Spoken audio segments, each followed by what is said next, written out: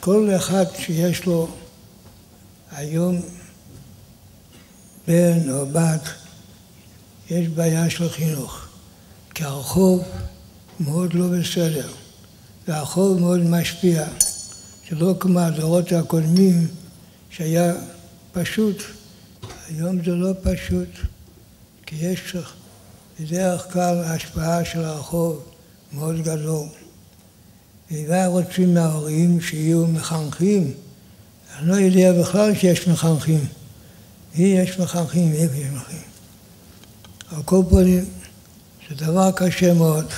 הגויין אומר, גרש הגרו, אביון לגויין, כתוב שם, שהבנות לא ילכו לבית הכנסת, הלוא בדרך כלל הבנות רצו ללכת בעזרת נשים, להתפלל שם. הוא אומר, לא כדאי ללכת. למה? מפני שפעמים רואה איזה בגד יפה מהחברה, אז היא גם רוצה. אז מה יש? אם תרצה בגד, מה יש? משמע, הדבר הזה, שזה כוחו להשפיע יותר מהכל. דבנן, זה הגות, להתפלל זה טוב מאוד. אבל יותר טוב לא להתפלל, לא ללכת להתפלל בית הכנסת, לא לתת, כי לא, יראה שיקנה דבר. וזה דבר שזה מאוד מצוי, שאחד מקנה את השנייה, הוא בא לידי דברים שלא איסור ממש.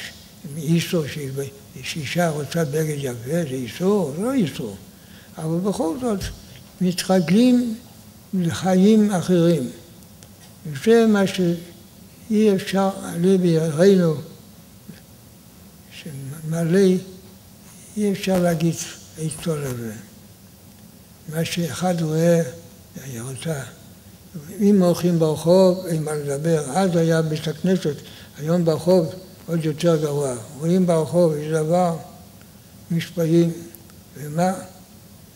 כדי לבלום מזה, לא יודע איזה שעה. רק שהבית צריך להיות כל כך מיוצד על צניעות, על כל הדברים האלה, שישפיע על הבנים, על הבנות. מה שאפשר לעשות, רוח של צניעות, רוח של זה. חדומנה מגיד, שאל את הגויין, איך משפיעים? הוא לא דיבר דווקא על ילדים, איך משפיעים על נשים? אז הוא אמר, משל, אם בן אדם יש לו כוס גדול, וסביב הכוס הגדול יש כוסיות קטנות, ורוצה שישפך מהכוס הגדול לכוסיות הקטנות. אז כל זמן שהכוס לא מלא, לא שייך שישפך לכוסיות הקטנות. אחרי שהכוס מלא, שייך שייכנס. כך הוא אמר לדומנה מגיד. כל זמן שהבן אדם לא מלא, לא שייך שישפיע על אחרים. זה הוא אמר, מי שהגיע להשפיע, לא דווקא אבא על הילדים. בכלל, שישפיע.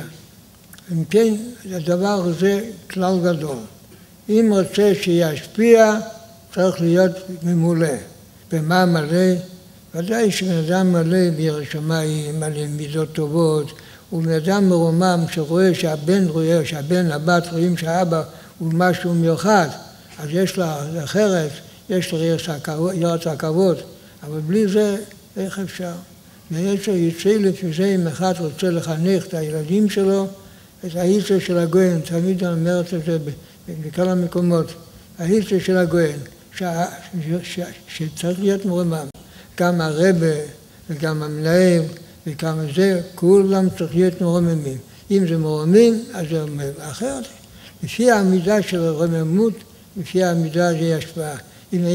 אם לא מלא, אז זה לא מועילים. לא מועיל. בזמננו, אי אפשר להגיד שכל הרי הוא בדרגה שהוא ממולא. אני לא יודע. וזה מה שצריך להגיד, כמה שאפשר למלא את עצמו. הוא בעצמו צריך גם כן קצת להתרומם. אם הוא יתרומם, שישפיע על הבן, ישפיע על הבת. עיקר העבודה על עצמו, וזה ישפיע על אחרים. אם הוא לא עובד על עצמו, עובד רק על הבנים, ואומר להם מוסר, זה לא משפיע כל כך. תכיר בעיניך. צריך לעשות על עצמו. ועל עצמו יש סיכויים שילך גם לילדים. אחרי הכל, ברוך השם, יש ניסים, שדרך כלל, ברוך השם, כל הבנים, כל הבנות שלמדים בחדורים או בסמינרים, ברוך השם, אחר כך בונים בית, תרא וירא, ברוך השם, אבל צריך לעבוד על זה, אבל ברוך השם.